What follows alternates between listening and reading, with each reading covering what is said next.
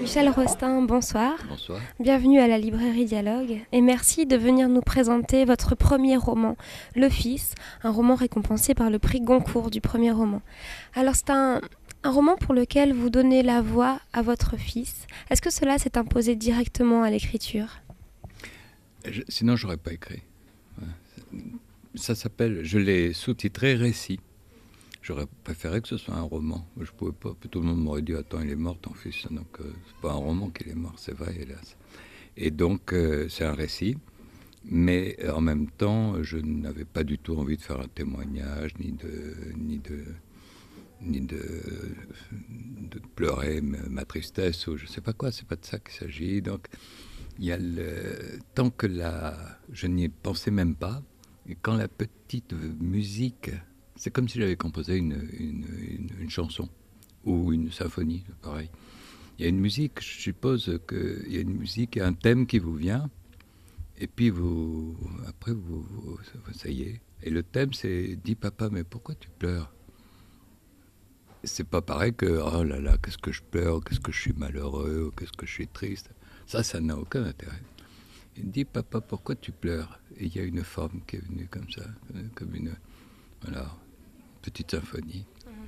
Est-ce que vous l'avez écrit d'un jet, d'un trait, ou est-ce que vous avez fait de longues pauses pour respirer ce livre ? Non, d'abord, j'ai pas souffert du tout en l'écrivant.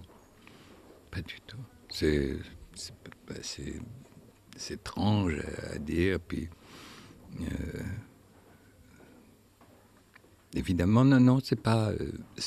les souffrances que j'ai pu avoir, c'est parce que j'avançais pas, parce que ça, c'était pas bon, parce que ça, j'avais des souffrances bêtes, des petits tracas d'écriture, quoi. Et les bêtes tracas de l'écriture, quoi, qui n'a rien à voir avec les vraies souffrances, quoi, mais...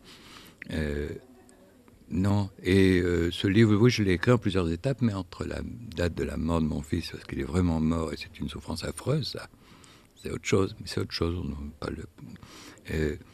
Entre 2003, date de sa mort, et 2008, ou 2010 plutôt, 11, la date de publication de ce livre, j'ai fait 7 ou 8 mises en scène.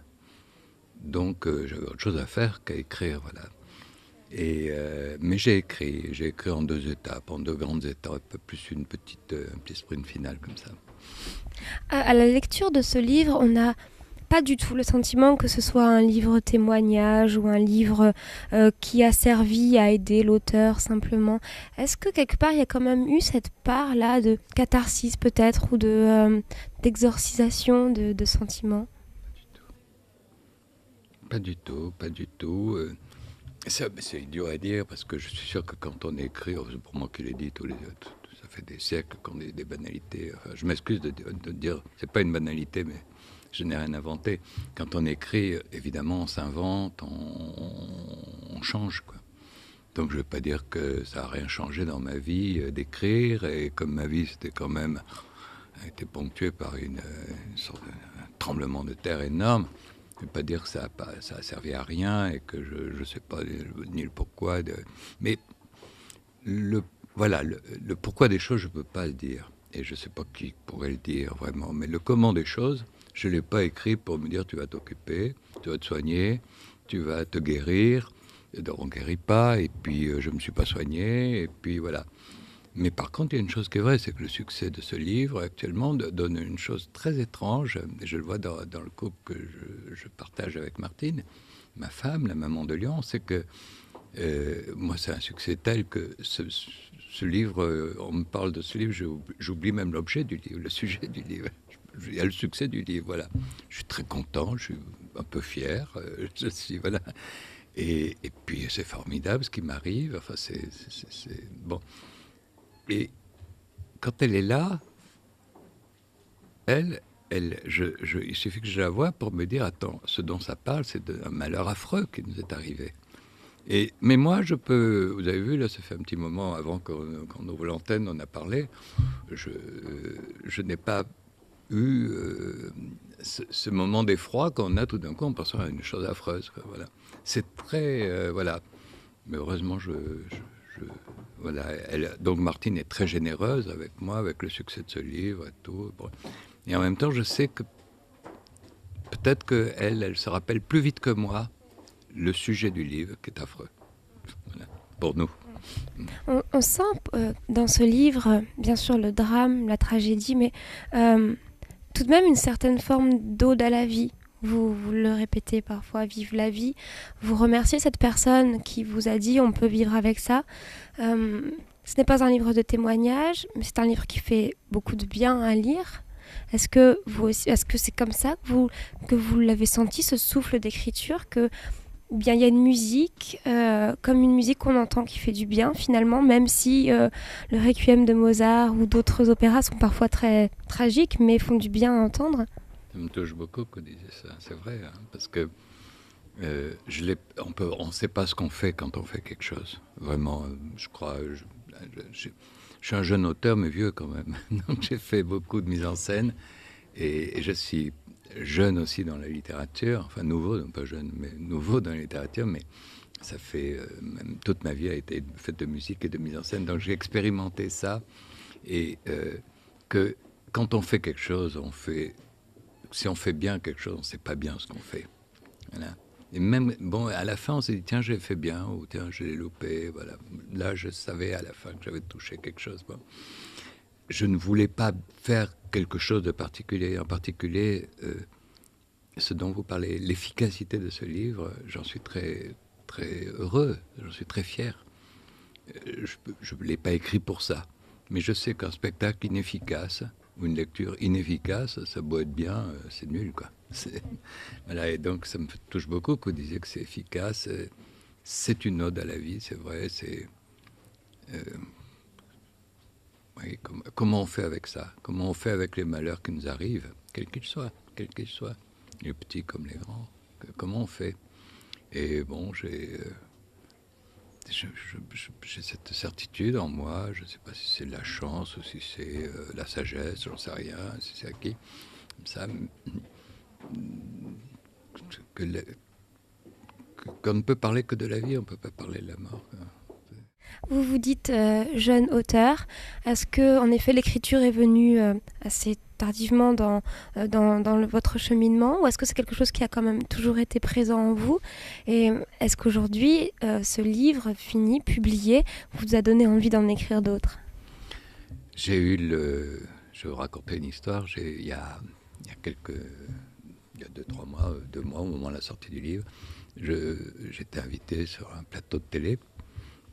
C'était à la Grande Librairie, et on m'a posé cette question, évidemment. Mais vous n'êtes pas jeune, et puis vous écrivez, c'est votre premier livre. Et j'ai dit, écoutez, j'ai eu de la chance, ma vie a été vraiment une vie très incroyablement, de ce point de vue-là, chanceuse. C'est que j'avais 3 envies. J'avais envie d'être musicien quand j'étais petit. Je n'ai pas eu de formation musicale, mais je me suis suffisamment bagarré pour acquérir cette formation musicale et faire de la musique ma vie. Voilà. Toute ma vie, j'aurais fait de la musique. Génial. Bon. Je rêvais d'être écrivain. Et puis quand j'étais ado, j'ai écrit déjà des trucs et tout.